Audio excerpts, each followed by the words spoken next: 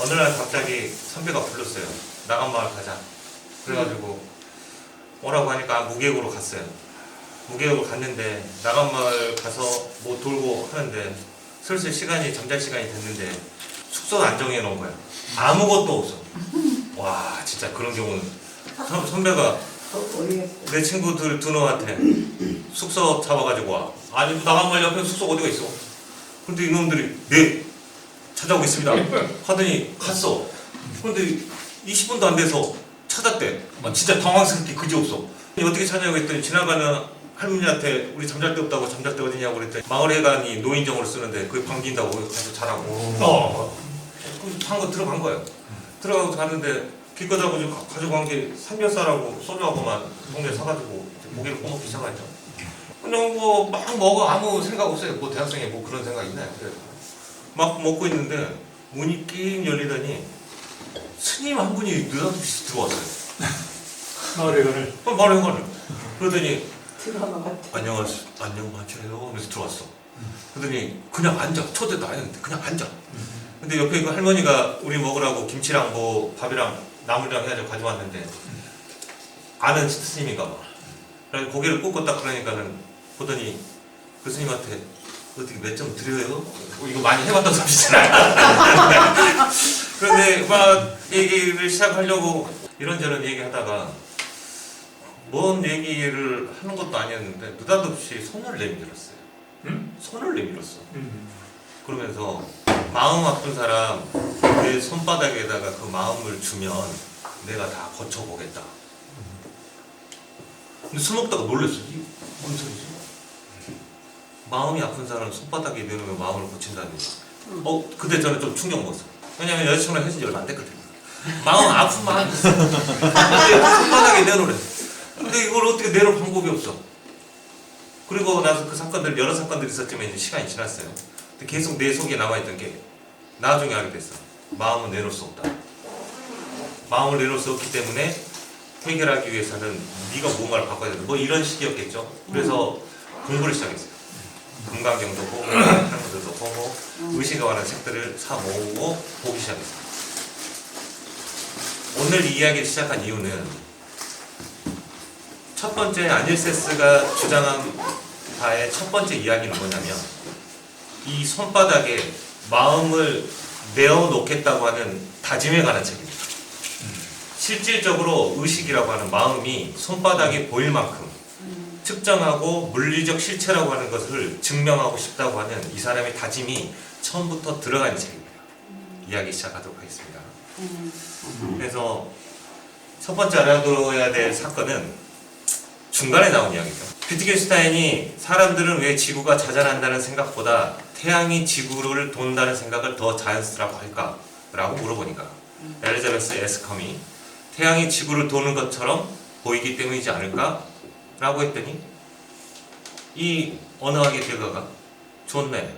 하지만 애초에 지구가 자전하는 것처럼 보였다면 다르게 보았을까? 이 말의 뜻은 어떤 말이냐면 우리는 분명히 자전한다는 사실을 알고 있지만 아무리 보아도 해는 아침에 동쪽에서 떠서 서쪽으로 집니다. 내가 자전한 거 아무리 알고 있어도 그 사건은 변하지 않아요. 오늘의 이야기는 그와 유사한 이야기입니다. 코페르니쿠스 시절의 사람에게 코페르니쿠스가 지구가 태양을 돌아 라고 말했을 때 아무도 믿지 않았던 것처럼 아닐세스가 이 얘기를 했을 때 아무도 믿지 않았습니다. 저도 이 책이 왜 유튜브부터 시작해서 어렵게 느끼는지 알아요. 어려운 내용이 아닙니다. 익숙하지 않은 내용이에요. 그래서 그 익숙하게 하기 위해서 이야기를 전개해 볼게요. 빅뉴에서 핵심 이론이 자유에너지 이론, 프린스턴, 정보통합 이론의 토노니, 그리고 스피노자.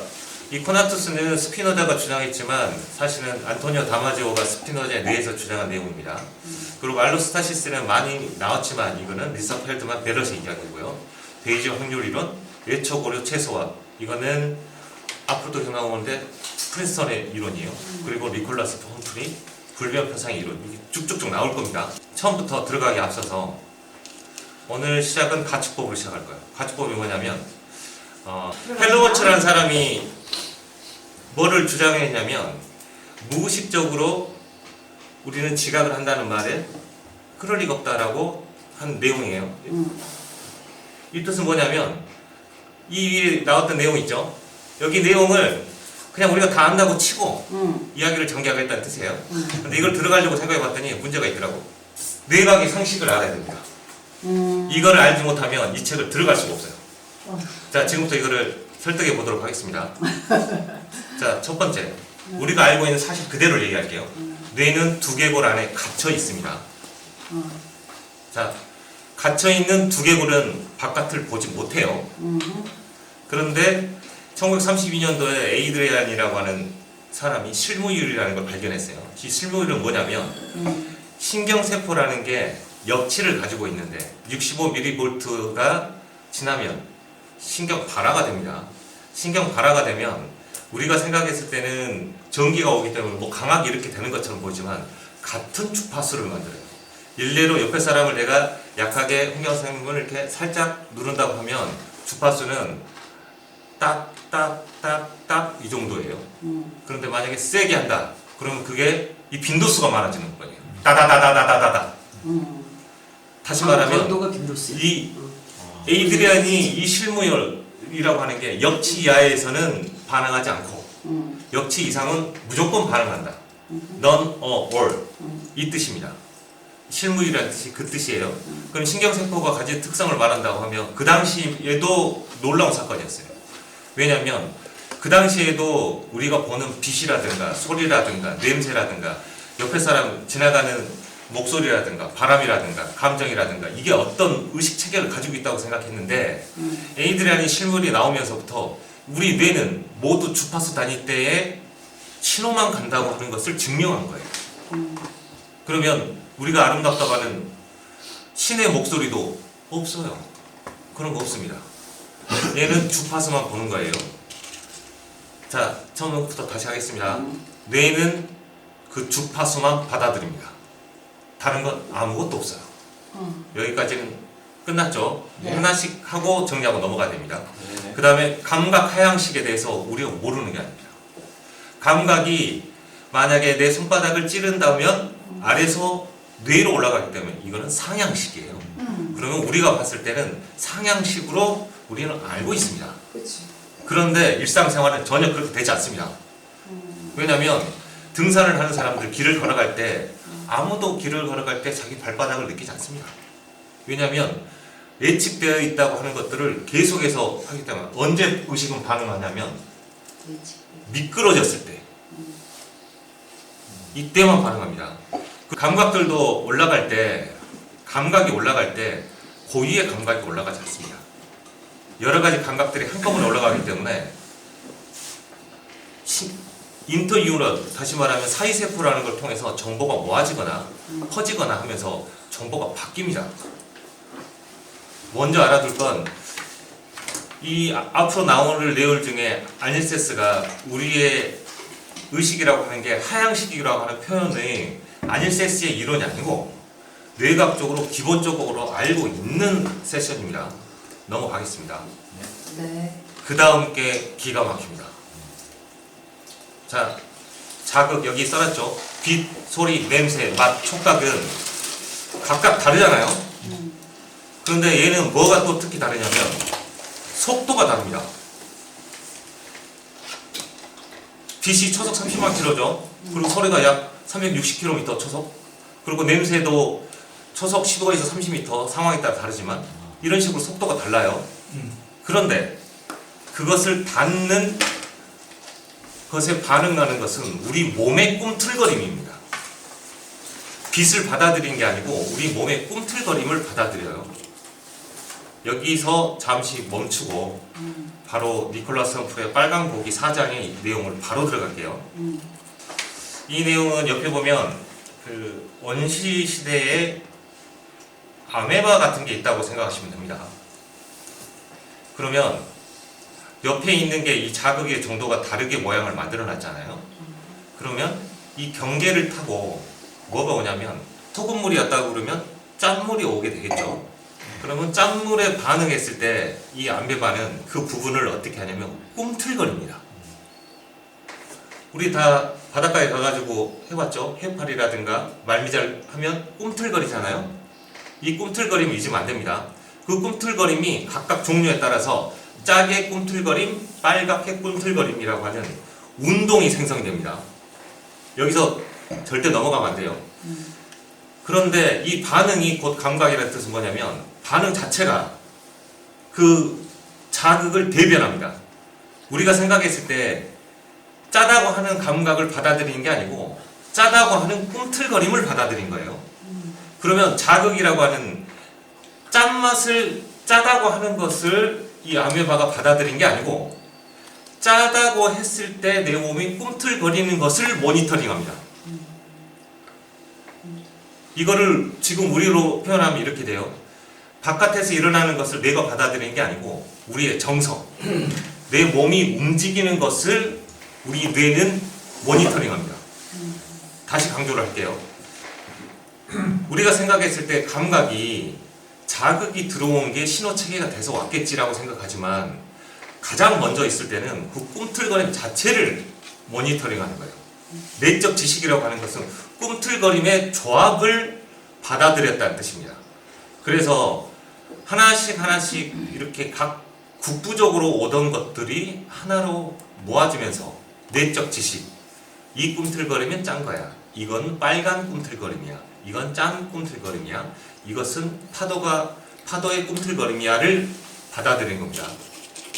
그 다음 이 동물은 지금 주변에 있는데 이 주변에 얘가 무엇을 알고 싶어 하냐면 한 장소에만 환경이 있었기 때문에 익숙해지기 시작해요.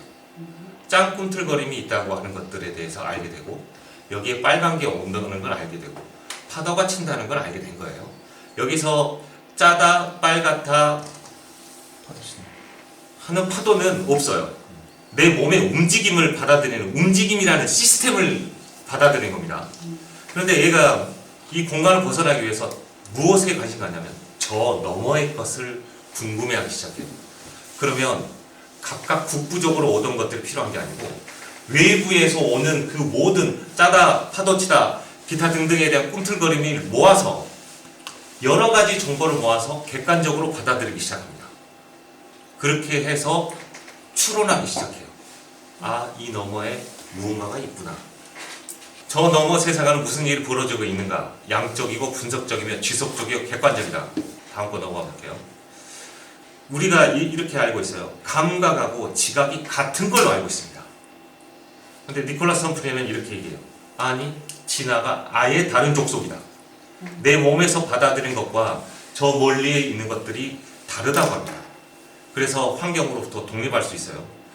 다시 강조합니다. 환경을 받아들인 게 아니에요. 내 몸에 꿈틀거리는 걸 받아들입니다. 그러면 이 생명체 모니터라는 건 일부처럼 보이지만 사실은 자극에 대한 생명의 꿈틀거릴 뿐이에요. 그래서 원시적인 국부적 반응을 포기하더라도 이 내부적으로 이 세계에 대해서 지각이라는 형태, 어떤 기억이라는 형태가 만들어지는 겁니다. 그래서 다음 장으로 갈게요. 자극이 있는 부위에 국부적 반응이 일어나고 반응이 들어오는 감각 경로를 향하게 되고 반응은 뇌에서 사유해야 된다. 여기서 퀀텀 점프를 합니다. 자기라고 하는 것은 내 몸에서 일어나는 감각 반응에 대해서 일어나는 거예요. 특히 내 내장의 이야기입니다. 이거는 제럴드 에델만의 이론인데 이 이론이 나와 너를 바꾸는 것들이 조금 전에 니콜라스 험프리가 얘기했던 그 내용과 일맥상통합니다. 내 몸에서 일어나는 꿈틀거림을 기존으로 해서 내 욕구 체계를 방향으로 두고 나머지 지각 체계를 가지고 왔다는 게 제럴드 에델만의 이야기예요. 이 내용입니다.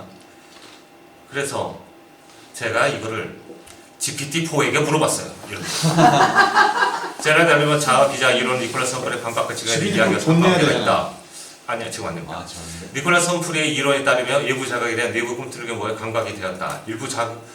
일부의 감각만으로는 외부 환경을 알기 어렵다. 더 많은 정보를 통해 외부 세계를 구현해내는 능력이 지각체계이다. 제럴드 에델만 이론과 니콜라스 험프리의 이론이 만나는 지점이 어디라고 생각하는가 이렇게 물어봤어. 한글로 물어봤어요? 한글로 물어봤어. 한글 좀 딸리던데. 근데 이게 영어로 번역을 해가지고 다시 보겠습니다. 네. 그런데 놀라운 답변합니다. 봐보세요.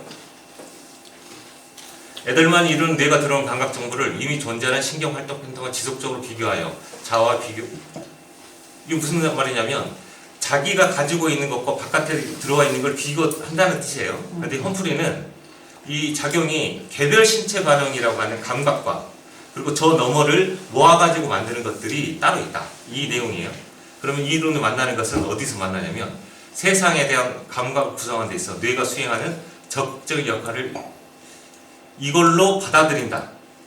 뇌는 두개골 안에 있기 때문에 이것을 통해서 새로운 세계를 구현해낸다는 것에서 마주치는 거예요.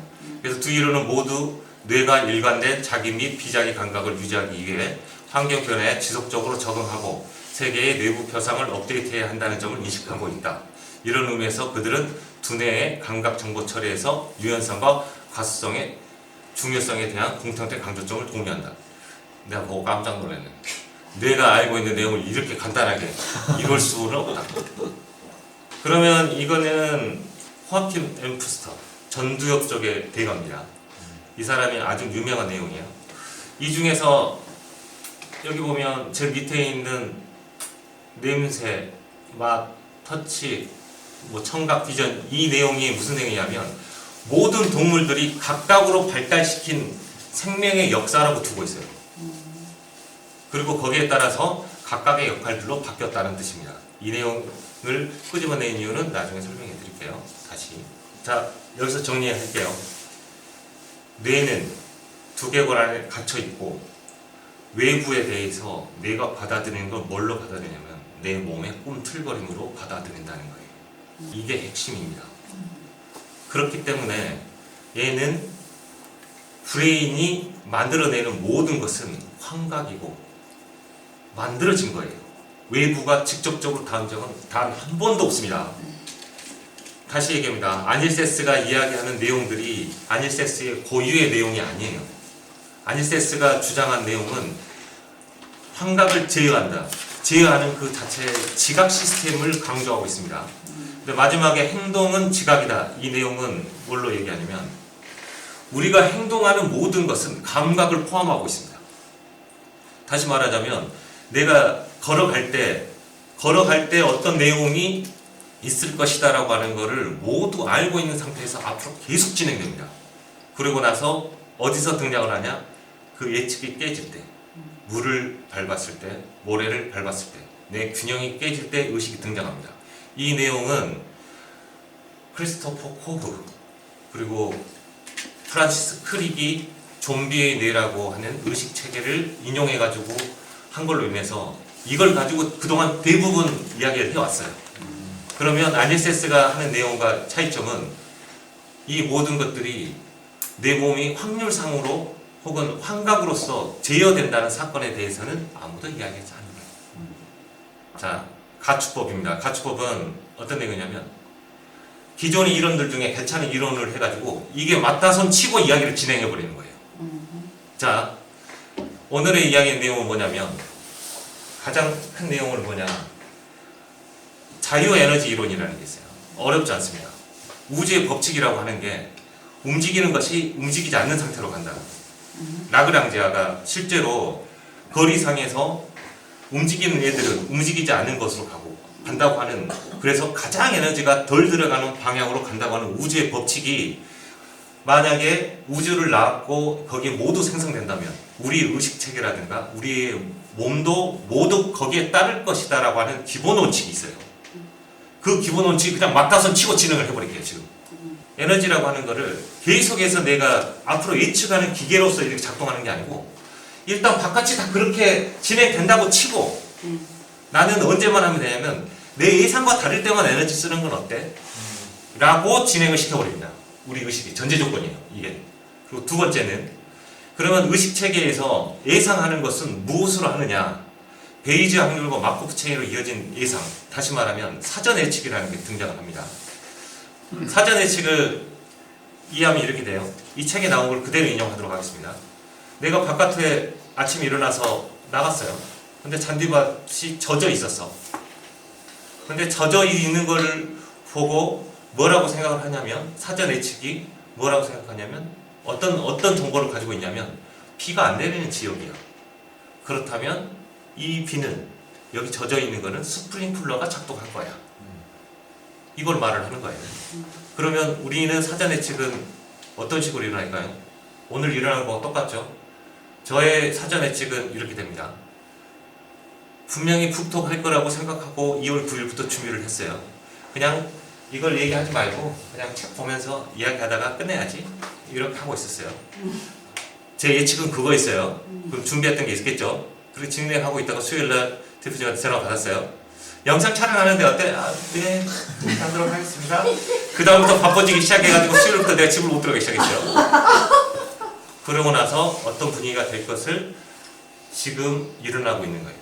그래서 제가 챗GPT한테 사전 예측이라고 하는 것들이 그렇다면 우리 기억을 만드는 장치라고 한다면 저는 사전 예측이라는 게 대단히 중요한 단어를 봐요.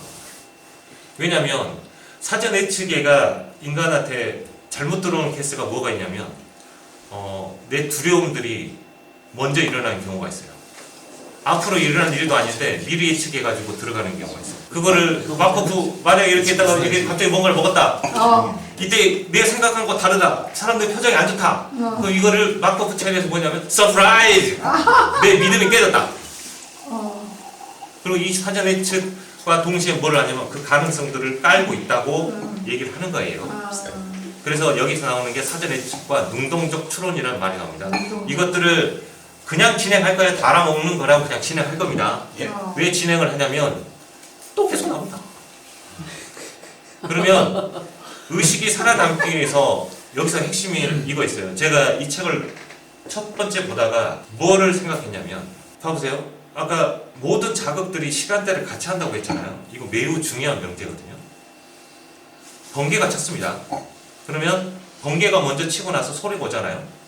맞죠? 맞아요. 맞죠? 물리학적으로. 그러면 해볼게요. 그러면 제가 말을 하고 있고 소리가 나간다면 입이 먼저 도착하고 소리가 따라와야 되는 거 아닌가요? 그렇게 돼야지 싱크가 안 맞아야 맞아요. 안 맞지. 근데 싱크가 동시성으로 제가 말하고 있는 거를 동시에 보면서 한꺼번에 느낄 수 있는 이유는 자극이 내 몸뚱아리라고 하는 경계에서 한꺼번에 일어났기 때문에 무엇을 만들어 버리냐면 동시성이라고 하는 현재를 탄생시켜 버립니다. 이게 가장 중요한 거예요. 의식이 가지고 있는 가장 큰 명제 중에 하나는 지금이라고 하는 시간에 모든 걸 맞춰야 돼요. 의식이 있는 이유는 코나투스, 살아남기 위한 최선의 노력을 다하기 위해서 살아남기 위해서 무엇을 해결해야 되냐면 과거의 문제를 해결하는 것도 아니고 미래의 문제를 해결하는 것도 아니에요. 지금 당장 앞에 일어난 일을 동시에 오류 없이 이걸 해결해야 된다고 하는 명제에 도달합니다. 그래서 이 의식의 가장 중요한 건 뭐냐면 지금 제가 이런 썰 푸는 거 계속 보셨잖아요. 몇 년 동안. 그런데 그때하고 지금하고 똑같은 말투, 똑같은 이야기를 하고 똑같은 분위기인데 왜 그것과 명료하게 분리가 되게 비교가 되냐는 거예요. 우리는 제가 누가 물었어요. 어려운 책이 어떤 책이냐고 묻잖아요. 저는 이렇게 얘기합니다. 당연한 걸 설명하는 책. 우리가 당연하다고 느끼는 것들을 설명하는 책이 가장 어렵습니다. 뇌가 만드는 가장 큰 거는 지금이라고 하는 것을 탄생시킨 거예요. 그런데 문제가 있어요. 이거를 해결하려면 내 몸뚱아리가 움직이기 때문에 뭐도 준비가 돼 있어야 되냐면 내 몸도 준비가 돼 있어야 돼요. 다시 말하면 앞에 있는 어떤 상황가 나타나거나 얘가 사자가 나타났으면 가장 먼저 해결해야 될 거는 도망칠 피가 이미 팔다리로 도착이 있어야 된다는 거예요. 이게 리사 펠드만 베럿이 이야기하는 감정이 필요한, 감정으로 세계를 보는 이유예요. 내 몸이 지금 모두 준비가 된, 다시 말하면 레디 상태를 준비해야 된다는 거예요. 의식이 왜 에너지를 최소화하느냐. 내 몸과 의식이 만든 세계가 한꺼번에 동작을 해야 되기 때문에. 아까 얘기했죠. 행동이 지각이 돼 있다고 하는 것은 여기서 이해가 되든지 안 되는지 진행하도록 하겠습니다. 네. 우리의 움직임은 뇌에서는 프리마리 모터 에어리라는 곳으로 가면 운동이 무조건 나오게 돼 있어요. 이게 알파모터 뉴런이라고 팔로 연결된 얘한테 직방으로 때리기 때문에. 근데 이 정보만 지식으로 가지고 있으면 안 돼요. 하나의 정보를 더 가지고 있어야 됩니다. 센트럴 서커스를 뇌의 중심에가 있는데 이 중심으로 하나는 움직이는 애, 하나는 감각을 받아들이는 애가 있는데 갈라졌는데 바로 옆 동네예요. 그러면 어떻게 하냐? 모터가 내려갈 때 이 센서리에 어마어마한 정보를 내리고 갑니다. 나 이런 행동을 할 거니까 이런 감각이 들어올 거야. 준비하고 있어. 만약에 같으면 너는 가만히 있어도 돼. 근데 다르면 즉각적으로 바꿔. 지각 체계를 바꿔. 다시 말하면 모든 행동에 감각이 다 포함되어 있어야 돼요. 왜 그러느냐? 의식이 만든 환각과 내 몸이 레디 상태가 일치를 이루어야 되기 때문에 이때 가장 중요한 건 지각입니다. 그래서 이걸 잊지 않기 위해서 저는 문태준 시인을 좋아하는데 문태준 시인은 시도 잘 쓰는데 산문도 잘 쓰거든요. 느림보 마음이라는 것에서 앵두를 이야기하는데 이렇게 설명했어요. 앵두가 붉잖아요. 한 번도 보지 않은 붉음이야 이렇게 하면 시인이 아니겠죠. 어떻게 했냐면 생애 단 한 번의 환이라고 표현했어요. 지금 일어나는 현재는 생애 단 한 번 있는 일입니다. 두 번도 안 일어나요. 이게 가장 놀랍습니다. 우리가 의식이라고 하는 게 경험하는 주체가 아니라는 말이 계속 등장을 해요. 살아가기 위해서 의식이 있다고 표현을 합니다. 아니세스가. 이때 중요한 건 의식은 다른 걸 하는 게 아니에요. 외부 세계와 내부 세계의 싱크를 맞춰서 지금을 무조건 해결해야 됩니다. 거기에 의식이 존재합니다. 그래서 우리는 흔히 들어왔어요. 돌스토이가 가장 중요한 세 가지는 무엇이냐? 지금 이 순간, 지금 만나는 사람, 지금 하고 있는 일. 정확한 이야기와 일맥상통합니다. 어쨌든 생명체는 지금 이런 일을 반응해야 하잖아. 지금이라는 착각은 일어나요. 아니세스 어머니한테 똑같은 일이 벌어졌어요. 그 얘기를 가슴 아프지만 여기다 등장을 시켰더라고. 그 손망에 대한 이야기라든가 BBC 앵커했던 사람이 뇌가 다치면서 지금을 못 만드는 사람이 되버린 거예요. 기억을 못 만들었고 그 사람이 세 개를 딱 써놨어요. 9시에 이렇게 씁니다. 지금이 진짜야. 그리고 9시 5분에 9시 5분을 지우고 나서 아니야. 지금이 정말이야. 그리고 9시 10분에 그 정거를 지우고 나서 또 씁니다. 이게 진짜야. 메멘토인가 메멘토? 그것과 조금 다른 것 같아요. 지금 어쨌든 지금이라고 하는 것은 뇌가 만든 최고의 환각입니다. 그래서 이 내용을 이 위에다가 자유에너지의 법칙, 최소작용의 법칙, 배조 확률 이론, 마코프 블랭킹, 마코프 체인을 가지고 질문을 해봤어요. 이렇게 집디포한테 질문했어요. 그랬더니 봐보세요. 프린스턴의 자유에너지 이론은 그 에너지 최소화한다는 말은 바깥의 것과 안을 싱크를 맞춰야 되는데 이때 경계가 필요하다. 그렇게 하려면 실제 입력한 것과 이게 맞는지 틀린지를 예측하는 게 필요하다. 이 내용이에요. 그래서 세계를 일관되고 정확한 표현을 생성한다. 해밀턴 최소작용은 물리적 시스템의 목표를 달성하기 위해서 이런 비슷한 내용이죠. 베이지 확률 이론 나중에 꼭 읽어보십시오. 여기서 중요합니다. 제일 마지막 거만 제가 읽을게요. 제가 정말 놀랐어요. 내가 책을 열 몇 권을 읽었던 내용을 이렇게 간단하게 표현하면 어떻게 하나. 뇌가 세계에 대한 정확한 예측을 생성하고 자유에너지를 최소화하고 최소 행동 경로를 취하고 여러 계층의 신경망에서 최소 정보를 통합할 수 있을 때 의식이 발생한다고 제안합니다. 그러나 이러한 프로세스가 상호작용 의식을 생성하는 정확한 메커니즘은 지속적인 연구 및 토론 주제로 남아있다. 여기에 인생을 바친 사람이 아니었을 거예요. 이게 중요한 내용입니다. 가축법에 따라서 아예 제 13장 거를 그냥 끌고 와버렸습니다. 이 책을 통해서 우리 사전 예측을 하면 어떤 내용이 나올지를 예측을 해버리면 이 책을 보기가 쉬워요. 그래서 책 보는 방법을 이 책을 읽는 사람들이 앞에서부터 1장부터 오지 말고요. 1장부터 한 사람도 무조건 손을 놓게 돼 있습니다. 이 책은. 왜냐하면 1장은 어떤 내용이냐면 아니세스가 물리주의라고 하는 유물론자로서 물리적 실체로서 의식을 설명을 하기 위해서 여러 이론들이 이런 건 맞지만 이런 건 틀리고 이런 것들 때문에 나는 이러했어 라는 내용이 들어가 있어요. 이걸 보자마자 책장에 한 장도 안 넘어갑니다. 이걸 준비할 때 저도 책에 안 넘어갔어요. 읽고 나서 다음날 되니까 아 이게 이 말이었어? 뭐 이랬습니다. 그래서 처음부터 할게요. 이 책에 나온 걸 그대로 읽겠습니다. 해석을 가지고 이 세 가지 것을 무조건 다 알게 된다는 뜻이에요. 지각이 바깥 현실을 수동적이 아닌 능동적으로 그리고 행동 중심적으로 바깥 현실을 구축한다.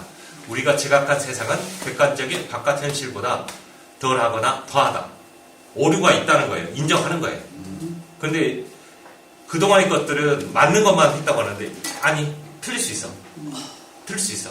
그런데 이것을 베이주 최선 추측을 통해서 세계를 다시 창조해낸 거다. 그래서 정확성이 아니라 어떤 식으로든지 다시 말하면 이걸 하기 위해서 일리를 이해를 하려면 다큐멘터리 한 편을 꼭 보셔야 돼요.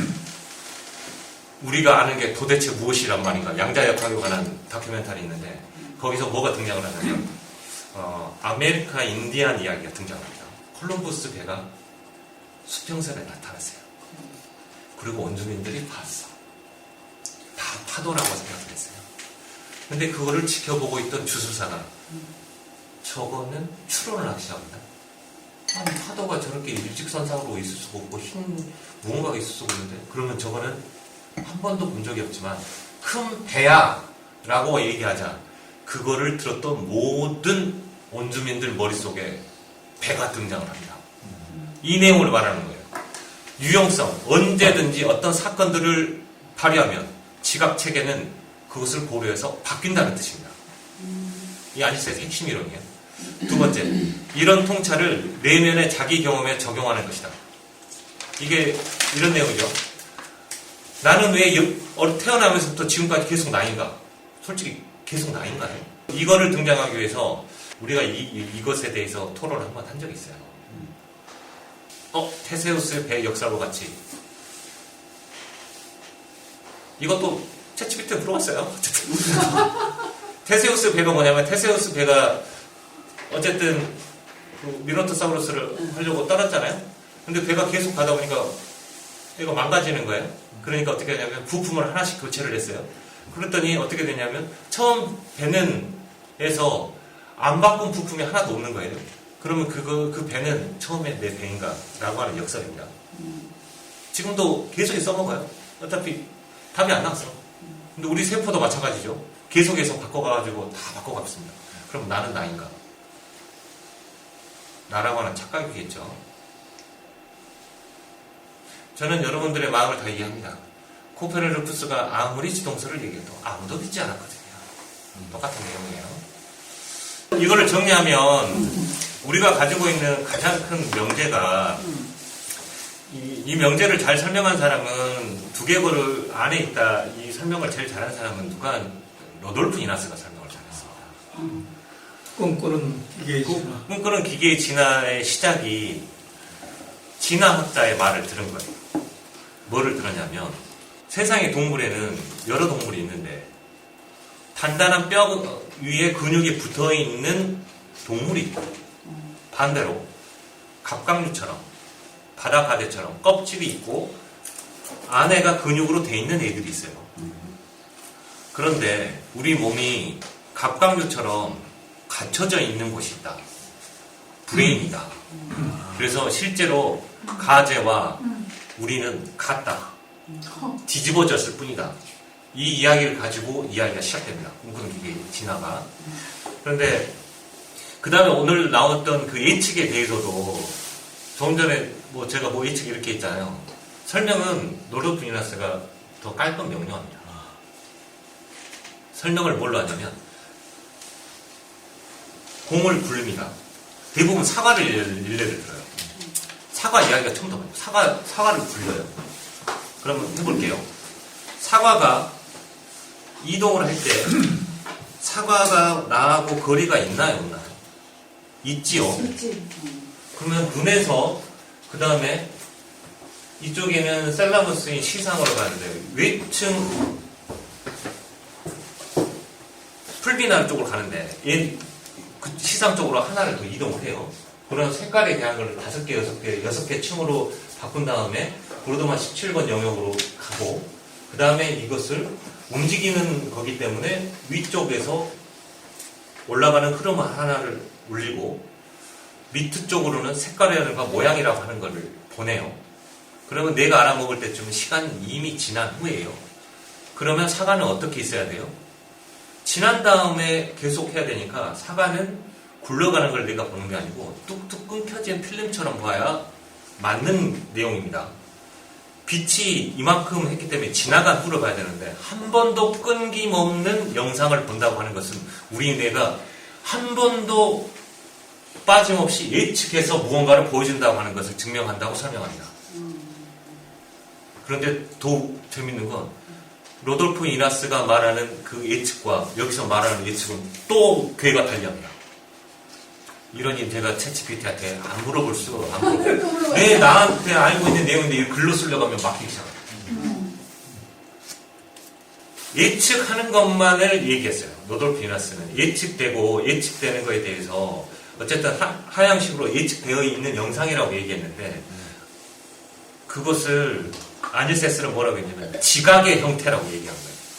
지각이라고 하는 거는 알아둘 게 그러니까 이 책을 보는 사람들 어려운 일을 알 것 같아요. 뭐냐면 뇌과학의 기초 지식이 없는 거예요. 가지고 있는 뇌로 올라간 감각 정보에 대한 정보는 지속적으로 1차 감각 영역, 2차 감각 영역으로 보내주고 그 다음에 연합 감각 영역으로 보내주고 그 다음에 팔패치 서킷으로 보내줍니다. 그리고 팔패치 서킷으로 보내져서 만들어지는 것들이 다시 연합 감각 영역과 비교를 해요. 그러면 결국 해마라고 하는 지각을 하는 무언가를 알게 되는 알아차리게 되는 기관은 내 바깥에서 있는 내 몸의 꿈틀거림에 모니터링을 하는 게 아니에요. 그것들이 한꺼번에 모아진 연합 감각, 뇌가 만든 형태의 감각 정보를 받아들이는 거예요. 다시 말하면 받아들이는 감각 정보들조차 우리 뇌가 조작이 가능하다는 뜻입니다. 로돌프 이나스는 그렇게 얘기하지 않았습니다. 아닐세스가 이야기하는 예측이라고 하는 것은 지각을 통해서 받아들여진 그 내용조차도 조작이 가능하다는 뜻입니다. 다시 말하면 환각을 보여진 것들이기 때문에 지각 체계만 바꾸면 바깥의 것과 일치시킬 수 있다는 게 핵심 이론이에요. 그리고 그렇기 때문에 누군가가 말하면 갑자기 느닷없이 이런 말이 나옵니다. 안 보이던 게 보입니다. 그냥 손 한번 이렇게 해보실래요? 안 보이던 걸 봐보세요. 없는 지식을 알려드리도록 할게요. 인덱스 핑거는 무조건 바깥쪽으로 돌아가 있습니다. 확인해보세요. 바깥쪽? 일직선상이 아니고 잘 보면 얘가 바깥쪽. 돌아가 있습니다. 그러네. 보이시나요? 네. 지각이 지금 바꾼 거예요. 내가 정보를 줘가지고. 거기다 정보를 하나 더 드릴게요. 이게 바뀐 이유는 엄지가 계속해서 밀기 때문이에요. 근데 이 미는 게 누구랑 같이 미냐면 이 세 손가락을 밀어요. 그러면 어떤 현상이 되면 쥐기를 5번째, 4번째 손가락 하기 때문에 보통 어떻게 되냐면 검지는 2번째 손가락은 바깥으로 갔다면 4번째 손가락은 안으로 휘어 있습니다. 다시 한번 해보세요. 맞다. 그리고 주먹을 쥐어볼게요. 쥐면 분명히 손가락 길이가 달라졌는데 주먹을 쥐는 순간 이 4개가 같은 선상에 위치하게 됩니다. 맞아. 안 보이던 게 보였어. 보인다. 이게 지각이. 누가 말을 합니다. 지혜로운 사람이 되라고. 지혜는 무엇과 관계가 제일 가장 많냐면 사람의 관계에 대해서 가지고 있는 지식들 내에서 어떤 조합을 할 것인가의 내용이에요. 사막에서 지혜 가지고 있어 다 죽습니다. 지식이 필요해요. 지식이라고 하는 것들을 통해서 예측이 바뀝니다. 책을 봐야 하고 많은 지식을 해야 됩니다. 챗GPT4가 하고 AI가 등장하더라도 지식이 없으면 질문조차도 못합니다. 여기까지 하고 쉴까요? 네. 거기 무슨 말이야? 와, 박수.